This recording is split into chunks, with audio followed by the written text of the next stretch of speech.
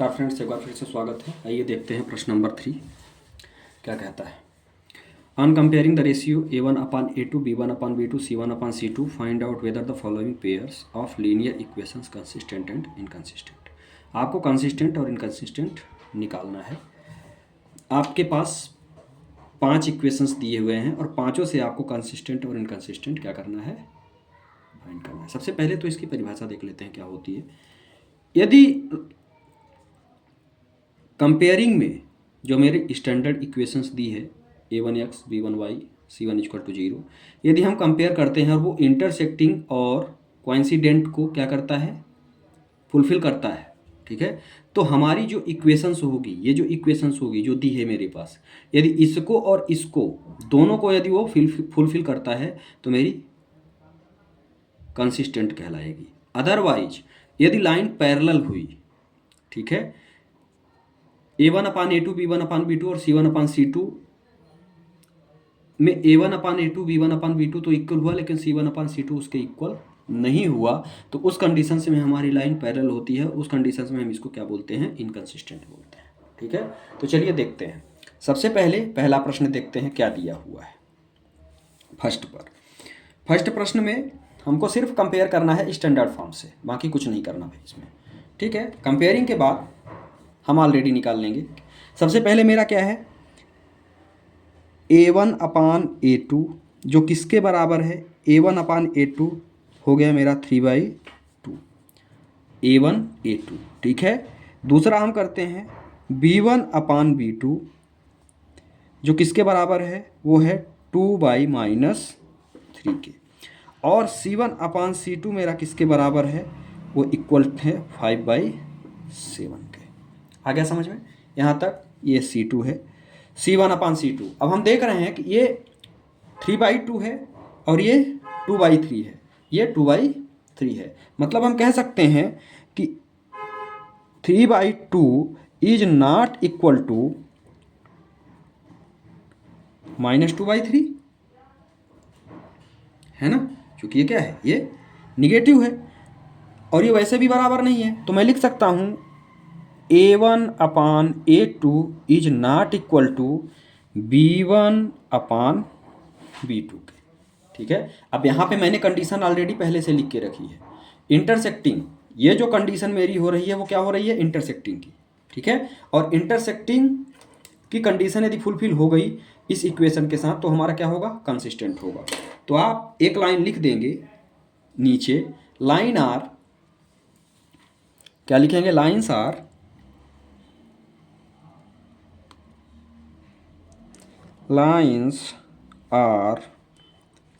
intersecting।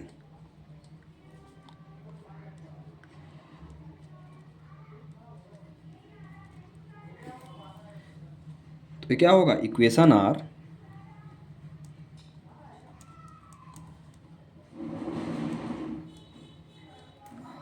Equation क्या होगा, consistent होगा, क्योंकि इंटरसेक्टिंग क्या है, कंसिस्टेंट है। तो ये होगा इक्वेशन आर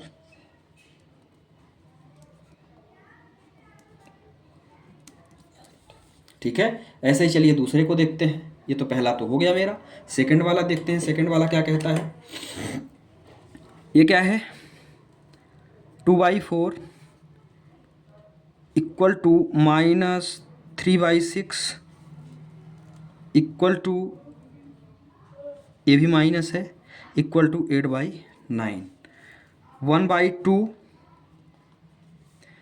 1/2 और निगेटिव पॉजिटिव। मतलब हम कह सकते हैं a1/a2 equal to b1/b2 is not equal to c1/c2। ठीक है, कह सकते हैं। मतलब ये मेरी कंडीशन का फुलफिल होगी पैरेलल पे। तो हम इसमें मेरी जो लाइन मिल रही है वो मुझे क्या मिल रही है, मेरी लाइन मिल रही है पैरेलल। तो हम लिख देंगे लाइन्स आर पैरेलल। आ गया समझ में? जब लाइन पैरेलल होती है तो वो इक्वेशन मेरी क्या कहलाती है, वो इक्वेशन मेरी कहलाती है इनकंसिस्टेंट। ठीक है, तो आप लिख देंगे therefore equation are inconsistent.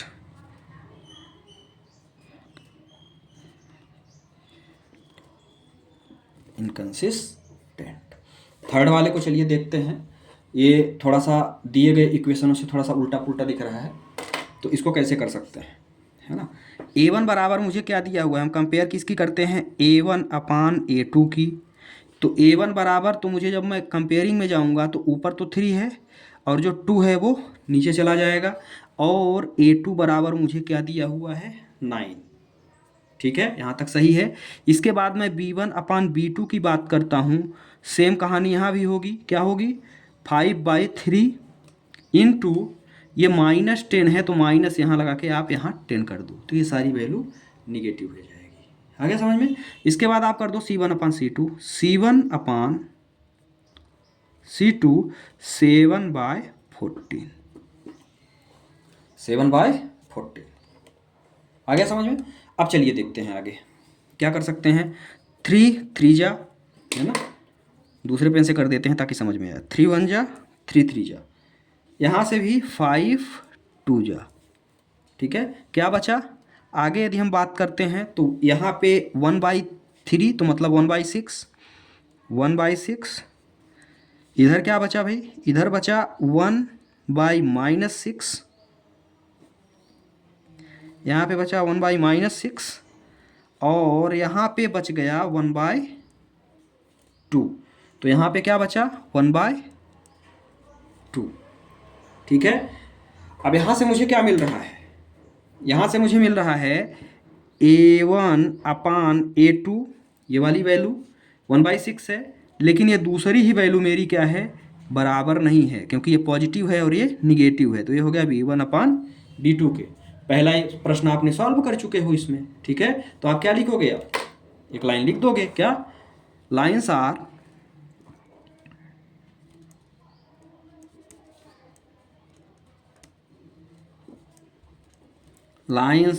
Intersecting.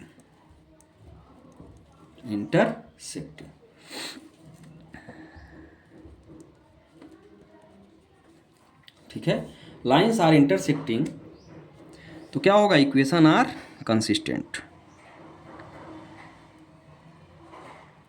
Equation are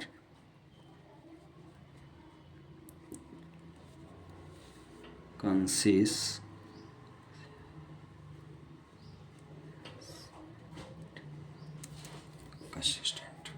ठीक है, अब आगे चलते हैं। प्रश्न नंबर 4। प्रश्न नंबर 4 में भी हम ऐसे ही सॉल्व करेंगे जैसे अपन ने इन तीनों को किया। 4th एंड 5th 2 पार्ट और बचे हुए हैं।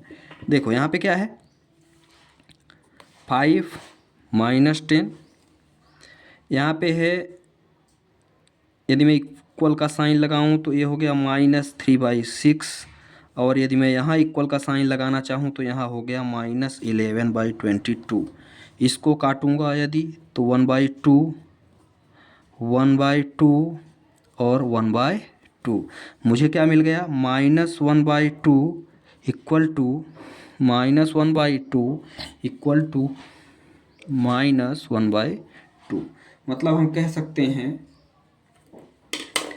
कि हमारे तीनों बराबर हैं। यदि हम कहें A1 upon A2 equal to B1 upon B2 के equal to C1 upon C2 के है, और ये कंडीशन होती है तो हमको क्या मिलता है, कोइंसिडेंट। मतलब इक्वेशन आर क्या होगा, कोइंसिडेंट। ठीक है, लाइन्स आर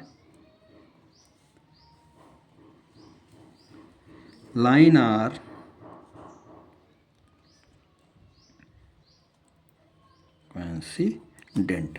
और ऐसी कंडीशंस में हमारी जो इक्वेशन होती है वो क्या होती है, इक्वेशन होती है कंसिस्टेंट। ठीक है, जो कि ऊपर ही पेज में लिखा हुआ है। तो यहाँ आप लिख देंगे देयरफॉर इक्वेशन आर क्या होगा, कंसिस्टेंट।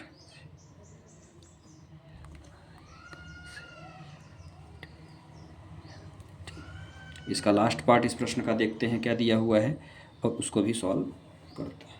लास्ट पार्ट में जो दिया हुआ है सेम कहानी करेंगे। सबसे पहले क्या है 4/3 इंटू 2 A1/A2, ठीक है।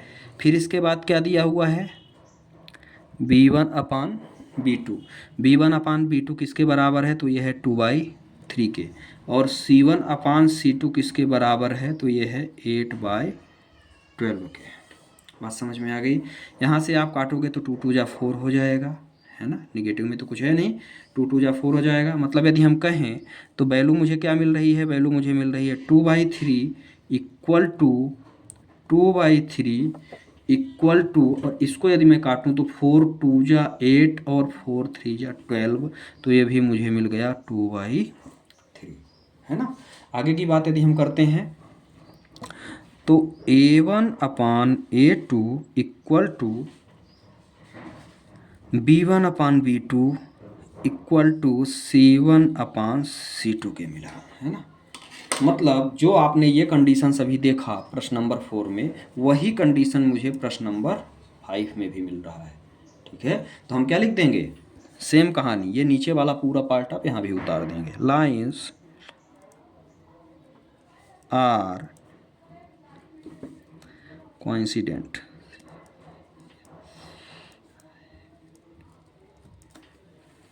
Equation are consistent.